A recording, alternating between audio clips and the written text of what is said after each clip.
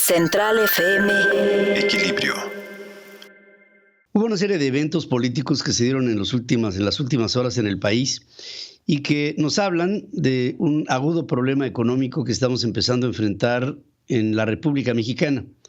Los nuevos gobiernos con sus nuevas administraciones en Chihuahua, en Zacatecas, en Sonora, en Campeche, en Nayarit, en San Luis Potosí, se suman a otros estados de la República Mexicana en los que ya se ha dado una señal de alerta, de alarma, por la enorme insolvencia que sufren las arcas estatales de otros estados. Estos que les acabo de citar, más por ejemplo Colima, más Michoacán, más Guerrero, que han todos manifestado que no tienen cómo operar, no tienen maneras de pagar a sus nóminas, a las mensuales, a las que soportan el pago de los trabajadores estatales que están, digamos, operando el esquema de gobierno en sus diferentes estructuras de gobierno, y que hablan de una insolvencia, que si aparte sumamos este problema a la insuficiencia de recursos a nivel federal, que hace que en los presupuestos, conforme van pasando los años de esta administración, hay una menor proporción de dispersión de dinero para los estados de la República, mostrando, entre otras cosas, la inconformidad de los gobernadores de los estados que van a Hacienda a nivel federal para tratar de hacer gestiones particulares en donde se haga una excepción que le permita a un estado de la República el obtener un poco más de recursos ante la enorme austeridad y recorte en los presupuestos. Pero esta insolvencia está empezando a ser ya típica de los gobiernos, lo que hace que el país esté empezando a funcionar con déficits. Yo entiendo que en un país no puede haber municipios que quiebren, porque sería la razón de la sinrazón. No puede haber estados de la República Mexicana que quiebren. No puede haber un país que quiebre a nivel federal, porque esto implicaría la quiebra del país, ya sea por la forma parcial expresada en un municipio o general en la federación. Pero lo que sí es cierto es que estamos empezando a sentir un agudo proceso de astringencia económica que habla de una escasez de dinero en los estados que, por ejemplo, propician problemas como los que tuvo Michoacán con Silvano Aureoles en su salida, cuando miembros de la Coordinadora Nacional de Trabajadores de la Educación se manifestaban bloqueando las vías férreas y carreteras por la simple razón de que no les pagaban sus quincenas. Quincenas que son responsabilidad de la Federación, pero distribuidas a través del Estado de Michoacán. Y esos problemas se multiplican y conforme pasan las administraciones, una toma la estafeta de la otra y así la siguiente, cada vez que entra o sale un gobernante estatal, entra un gobernador con una nueva deuda que es más abultada y a la hora de ejercer sus 6 años y terminar y entregar la estafeta, otra vez esta deuda se hace mucho mayor y se acumula.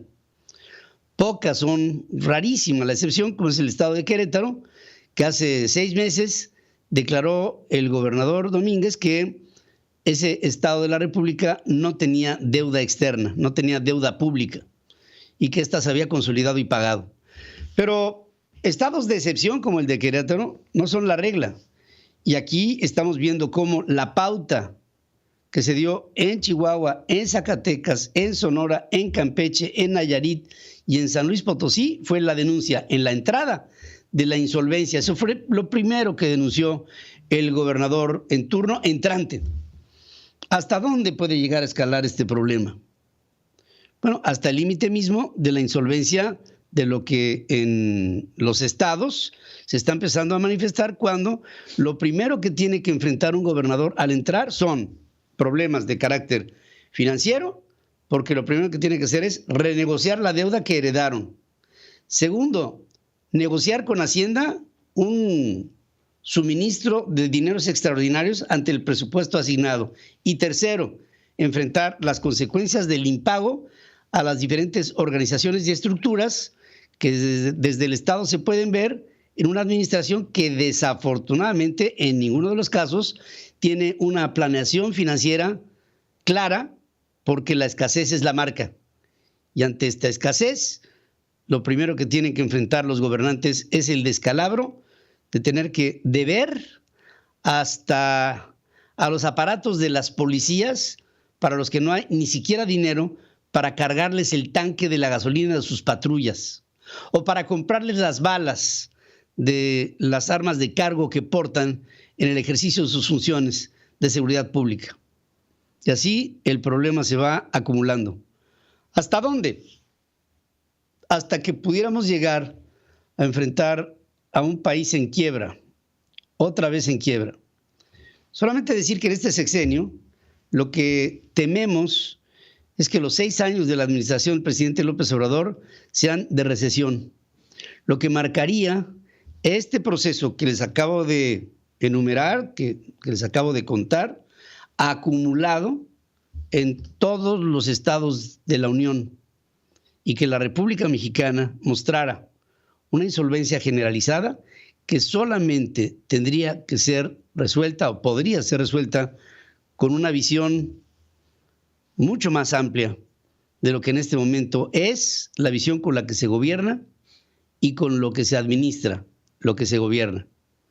México está empezando a hacer agua, están rechinando sus estructuras.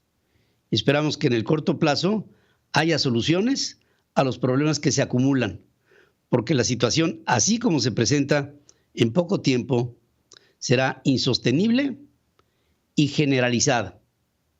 Lo veremos si es que no se toman medidas al respecto, medidas que lleven a la acción, porque como diría Greta Thunberg, de bla, bla, bla, estamos hasta acá y no hay forma hasta este momento que se antoje una solución corta a los problemas que se han venido acumulando en el largo plazo.